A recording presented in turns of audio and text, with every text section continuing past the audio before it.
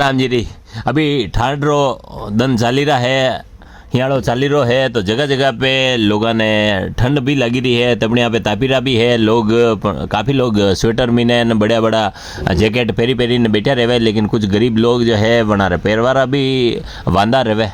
तो अणी स्थिति में जो है आपने जटे भी जो मिल सके, जटे जणी जतरी हेल्प वे सके, मदद कर सका तो वतरी मदद आपने करनी चाहे।